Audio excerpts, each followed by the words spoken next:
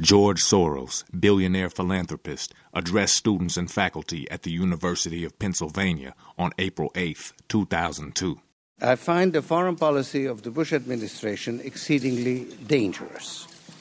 Although the terrorist threat is real and we must defend against it, we are going about it the wrong way.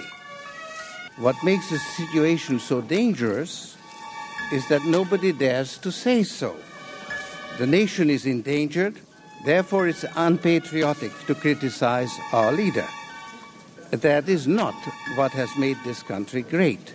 The strength of this country lies in the Declaration of Independence and the Bill of Rights and the freedom of speech and thought.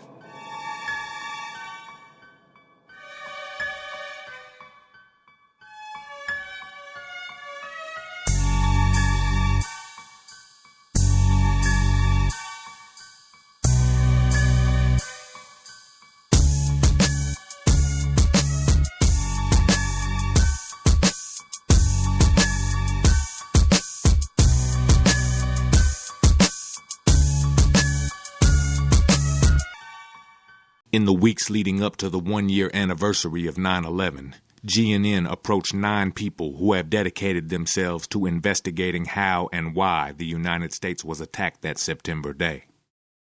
We asked them 11 questions. Unanswered question number 1. To what extent should airlines have been prepared for September 11th? Mary Schiavo is representing families of passengers of hijacked 9/11 planes in lawsuits against United and American Airlines. What was really interesting is what people thought, what the government told people and how the government acted versus the real facts. First of all, the question is not what they should have known. And I believe I can show you in just a few seconds. The question is, what did they know? And believe me, they knew a lot. Because on a September day, 4 planes were hijacked in Islamic Jihad. It shocked the world and will forever change the law under which we act. You think I'm talking about September 11. I'm not. I'm talking about September 12, 1970. Yes, we had an Islamic Jihad. 4 airplanes were hijacked. Actually, it was supposed to be 5. They were taken to Jordan. They were blown up on September 12, 1970.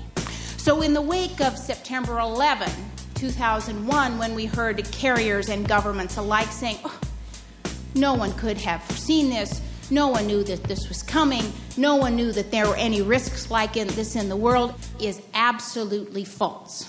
Why? Because we know that aviation is an industry which criminals go after, terrorists seek, and hijackers prey upon to make their political statements in the world. We know this.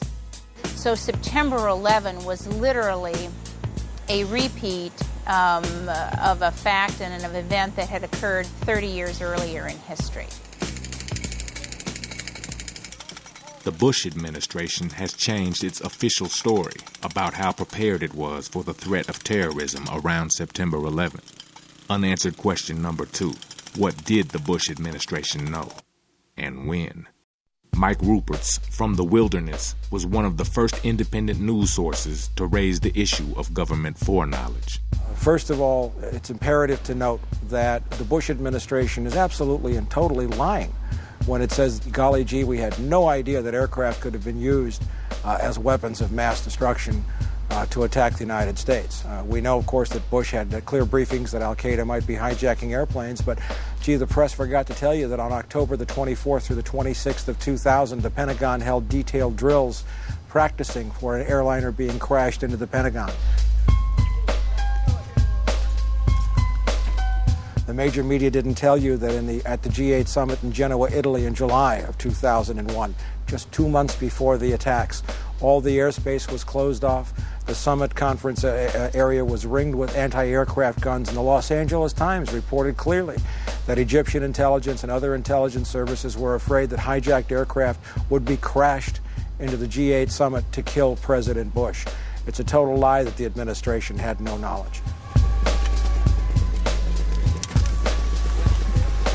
It's also a lie that the administration had no advance warning of the attacks. Intelligence reports from France, from Germany, from Russia, from Egypt, from Jordan, all of which taken together show clearly that the United States government had been warned that in the week of September the 9th, commercial airliners would be hijacked and crashed into the World Trade Center, and that ultimately, through other warnings, that they would involve aircraft from American and United Airlines. Those are very specific warnings, and that's just what we know now to this day. The FAA, NORAD, and the U.S. military have standard operating procedures that are routinely deployed during hijackings. Unanswered question number 3. Why wasn't the U.S. military able to intercept the hijacked planes? Nafeez Ahmed's book, The War on Freedom, is one of the most detailed investigations of 9/11. Standard operating procedures dictate that as soon as a plane flies off course, the FAA will contact the plane and try to ask them what is going on. If there is a problem or if they cannot establish radio contact, then immediately the FAA will contact the Pentagon, who will, within a matter of minutes, a maximum of 10 minutes normally, will scramble fighter jets to intercept the civilian plane and to analyze the situation and see what is going on. In his book, Nafeez documents a timeline of September 11th, showing how the attack should have been prevented, intercepted, or terminated. In the case of American Airlines Flight 77, which departed Dulles and was crashed into the Pentagon, the FAA lost contact at 8:50 a.m. However, fighters were not scrambled until 9:24 a.m., a delay of over 30 minutes. Now, this sort of direct violation of standard operating procedures is inconceivable without some kind of high-level government approval. If we try to explain it by using the incompetence theory, it doesn't make sense. For example, if it was incompetence, we would expect that there would have been a normal inquiry into what went wrong. We would have expected that there would be some kind of reprimands, that certain officials would be downgraded, or they would lose their jobs, or something would have happened to correct the situation. But we find that there has been no such reprimands at all. Unanswered question number 4. How did the administration respond to the failures of the military and intelligence agencies on 9/11? David McMichael is an ex-CIA analyst and former editor of Unclassified, the magazine of the Association of National Security Alumni. Contrary to the situation in countries with parliamentary governments, where the responsible cabinet officer following a disaster of any sort is expected to, and almost always does, resign or go fall on his sword or something like that. In the United States, this simply doesn't happen. That's not our tradition. Despite the breakdown under his acting leadership on September 11th, General Richard B. Myers was promoted to chairman of the Joint Chiefs of Staff, the highest military post in the country. The worse the failure of intelligence, the more the intelligence system gets rewarded in terms of greater budgets and more personnel, on the grounds, of course, that they failed because they didn't have the resources. Well, that's often done in the military side as well.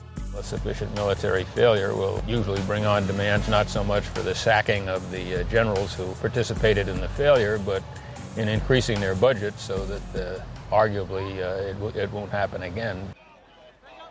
In his 2003 budget, President Bush proposed an allocation of $396 billion for national defense, an increase of $48 billion over 2002, the largest single increase in military spending since the height of the Vietnam War.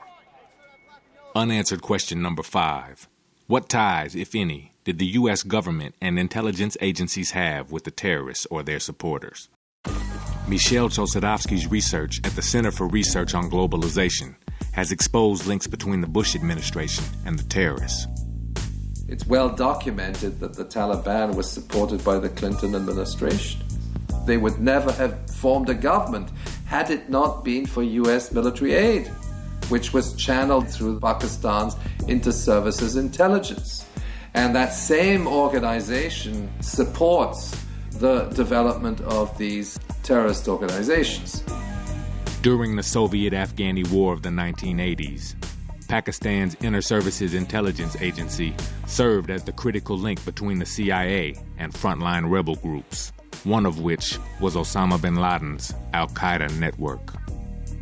The Al-Qaeda network is considered by the CIA to be an intelligence asset, and intelligence assets are controlled by their sponsors.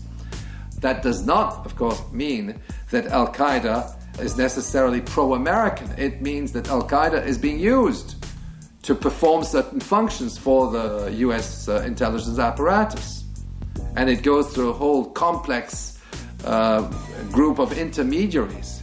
And that's why Pakistan's military intelligence has played a very important role in that context. It's important to understand that the man who, according to the FBI, is considered to be the so-called money man behind the 9/11 terrorists. I'm talking about the head of Pakistan's military intelligence, Mohammed Ahmad. In the aftermath of 9/11, the FBI confirmed that General Ahmed, then head of Pakistan's ISI, had authorized a $100,000 wire transfer to Mohammed Atta, the alleged ringleader of the terrorist hijackers. Well, this same individual was on an official visit to Washington from the 4th to the 13th of September, and he met Colin Powell, Richard Armitage, George Tenet, his counterpart.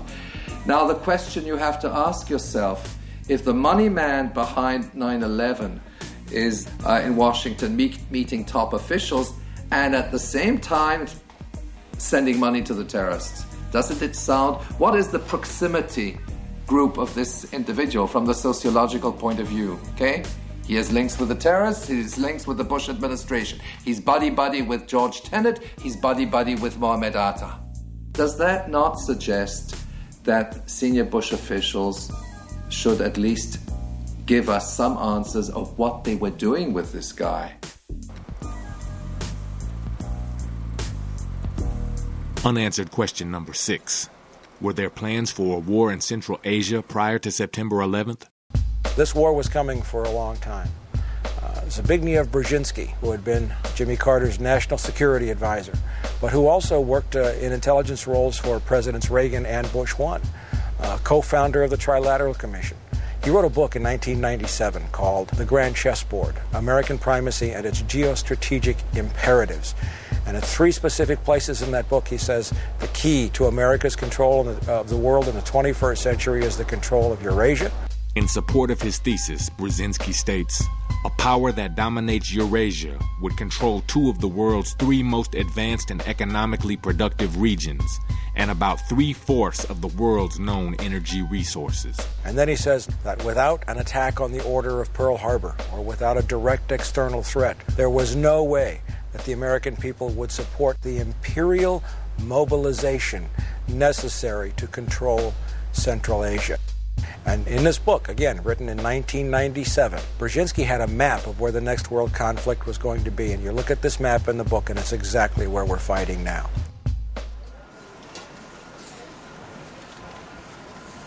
Unanswered question number 7. Is there an underlying motive, besides the war on terror, for the U.S. military presence in Central Asia? Peter Dale Scott has written extensively about hidden agendas in U.S. foreign policy. There are people in the administration who believe out and out that this is the American century, that it is the time for American hegemony. Both Republicans and Democrats have said we shouldn't worry so much about what our allies think. Despite a lack of support from America's traditional allies, the Bush administration continues to pursue military action in Central Asia. But it's, I think, pretty clear now to everybody that America has a oil geostrategy in that part of the world. The U.S. National Energy Policy Report of 2001, authored by Vice President Dick Cheney, formerly one of America's richest and most powerful oil industry executives, demanded a priority on easing U.S. access to Persian Gulf oil supplies. America needs to control the world oil system. And the fact that we have put U.S. troops in Georgia, Uzbekistan, Tajikistan, even in Kyrgyzstan, 200 miles from the West Chinese border, all those troops there are nominally in the name of fighting the terrorists, but in reality, they have established an American presence in the great oil basin of the Caspian. and people more and more admitting that America is a serious player in that area now because of the troops we put in. On October 6, 2002, the UK Observer reported, the Bush administration, intimately entwined with the global oil industry, is keen to pounce on Iraq's massive untapped oil reserves, the second biggest in the world after Saudi Arabia's.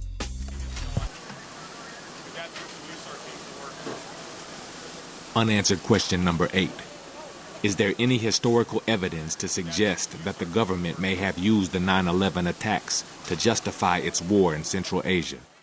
Alex Jones is a television and radio broadcaster who has publicly questioned the Bush administration's version of what happened on September 11th.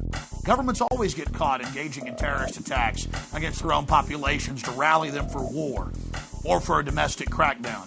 We saw William McKinley's Navy in the 1890s blowing up their own ship in Havana Harbor as a pretext for war with the Spanish government.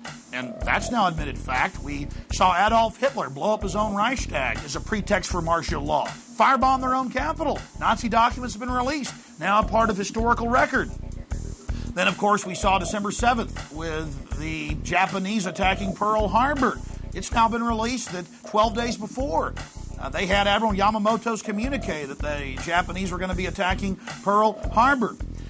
One of the best examples we have of the U.S. government planning terrorist attacks against its own institutions is the North Woods document. This is a confirmed, admitted document, declassified just a few years ago.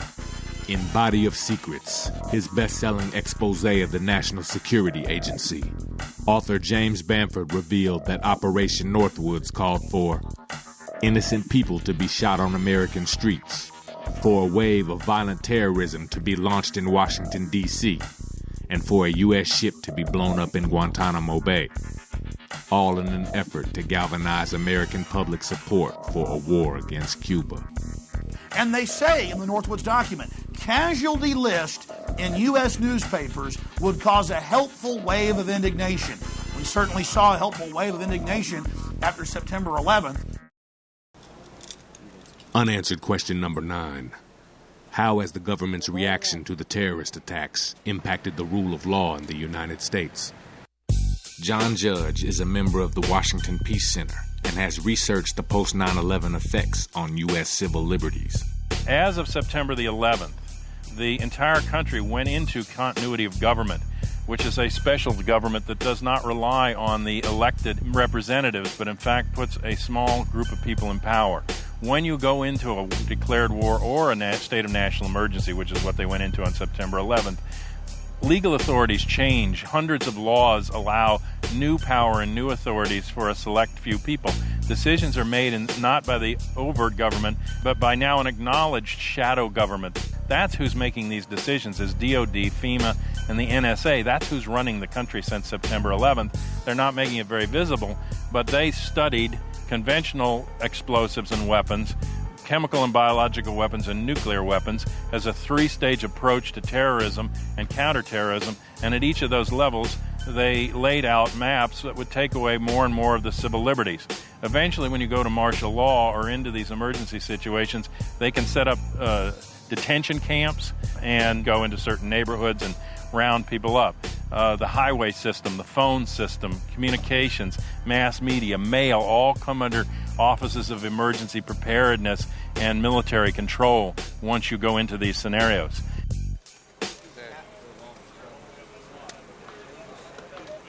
Unanswered question number 10.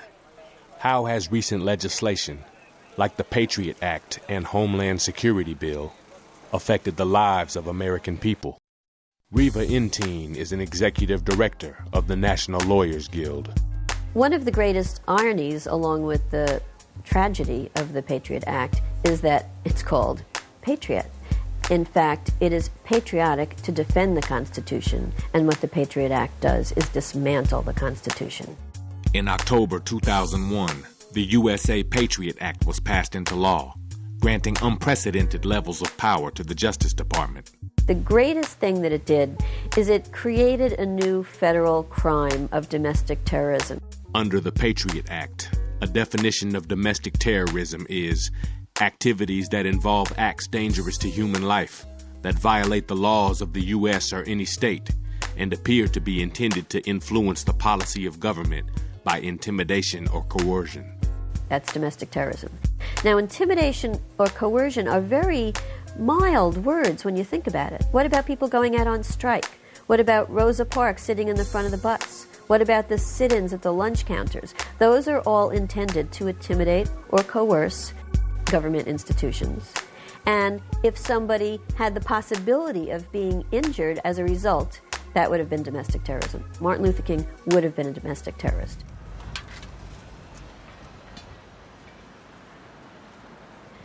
In addition to this new federal crime of domestic terrorism, some of the aspects that are quite troubling include this sneak and peek provision. So now the police can go in to your house and search your house without a warrant if you're not there. They also have this roving wiretap provision, where it used to be that they would have to get a warrant for your particular phone, and now the warrant applies to any phone that you might touch. That could be your mother's phone, that could be your friend's phone. Any phone you might touch is subject to a wiretap. Also in the Patriot Act is the new designation of civilians as enemy combatants. Citizens deemed enemy combatants can be held indefinitely with no charges against them, no right to see an attorney, no right to go before a judge. And this category of enemy combatant isn't even defined. So at this point, anybody who's suspect can be denied all due process rights guaranteed under the Constitution.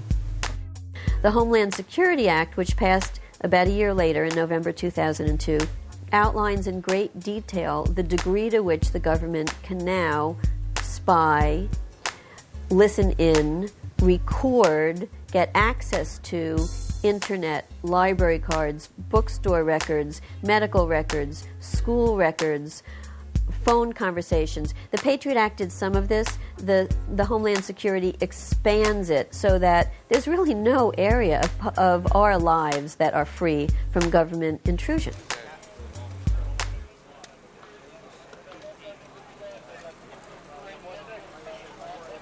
In conclusion, we asked our interviewees, what are your final thoughts and what can we do? On September the 11th, 4 commercial airliners were hijacked. 2 of them were crashed into the World Trade Center buildings in Manhattan, New York. One was crashed in Pennsylvania, and another was crashed into the Pentagon. This set off a cross in the Rubicon of human existence, a change in our lifestyle, a change in human civilization, which people are just beginning to understand about a year after the fact. That was a day that changed all of our lives forever in ways that we're just beginning to see. But the run-up to September the 11th, the historical context in which it occurred, is a much darker, much deeper political and economic story that cannot be explained away by the trite and simplistic explanations given by the administration or the news media.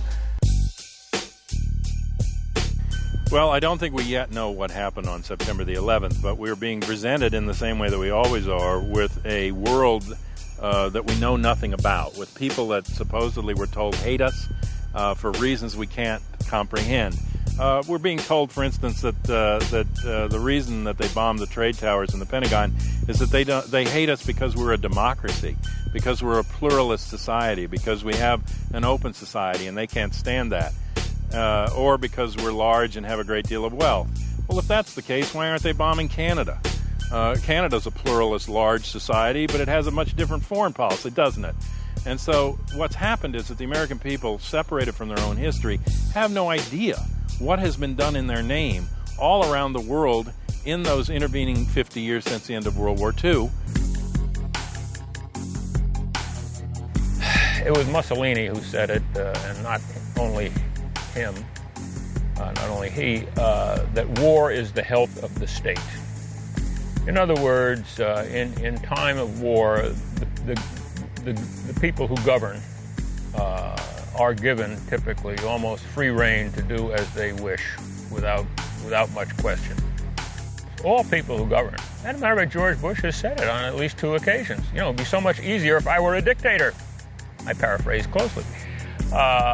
This is what the people who govern want. I mean, no one in a position of power, wishes to be restrained by such things as law, or constitutions or public opinion. I mean, a simple examination of history through a political science lens will tell you that.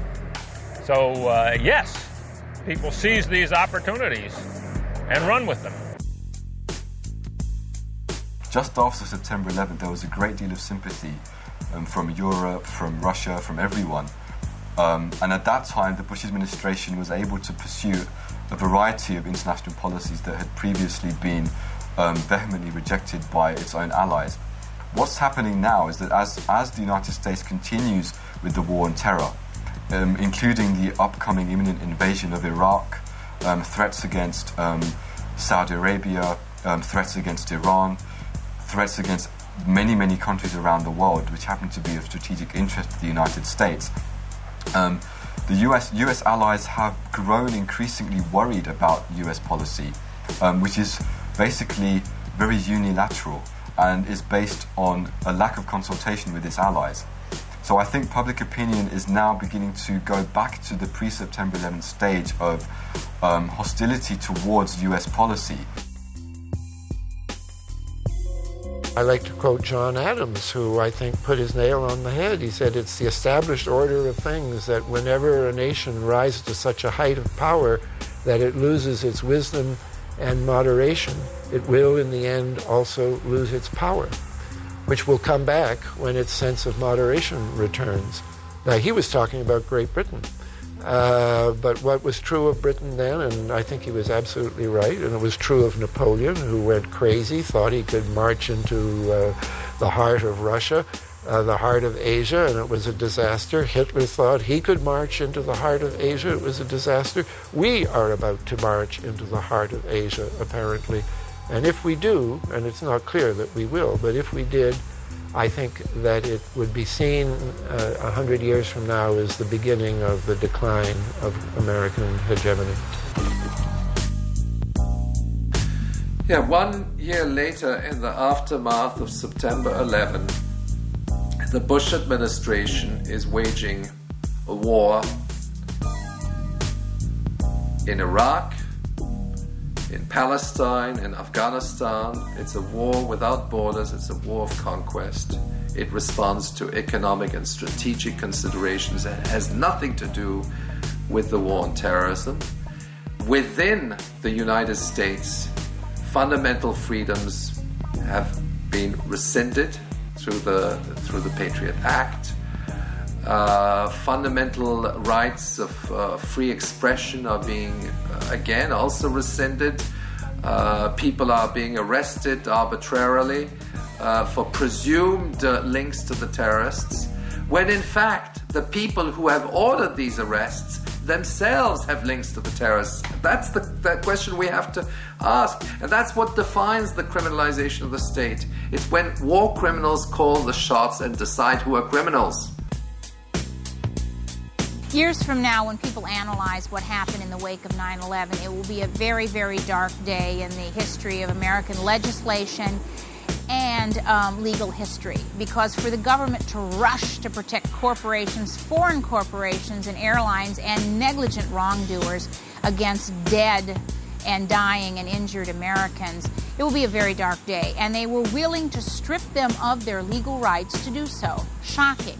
And to do that in retrospect, to harm them in hindsight because of what the government and the airlines failed to do. It will be a very dark day in American legal history.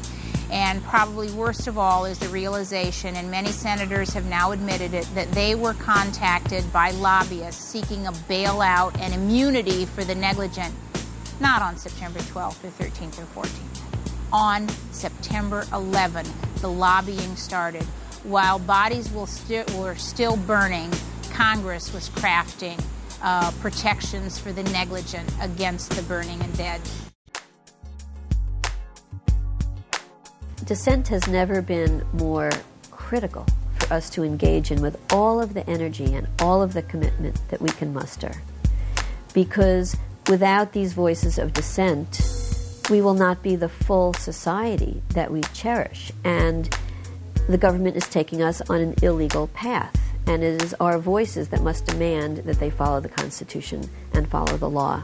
When people say what we should be doing, people need to mobilize at the local level, at the grassroots level. There are now about 30 municipalities around the country that have passed resolutions to demand repeal of the Patriot Act. It's a very good thing for people to do.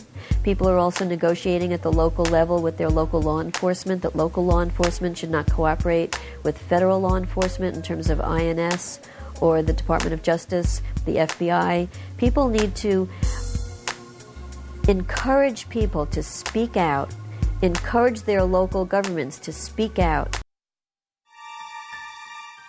As this system squeezes more and more people, as this system begins to dominate more and more people and displace more and more people, folks are going to be looking for answers. You need to be educated to be leaders in your area to give them those answers and how we can rebuild our society on decency and honor and things that have really made societies work in the past.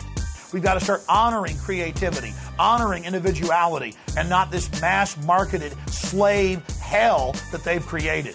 Now is the time to fight this dehumanization. Now is the time to realize you're special and you have power and you can affect change and that we're in a war for the very future of humanity. It's that important. And you're a soldier on the front lines. So get out there and take it back to them 110%. You don't have a choice, ladies and gentlemen. Run your own life or somebody else is going to run it for you.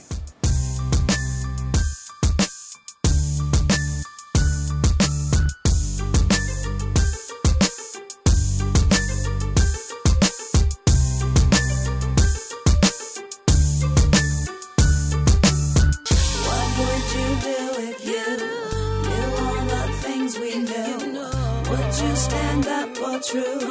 Or would you turn away?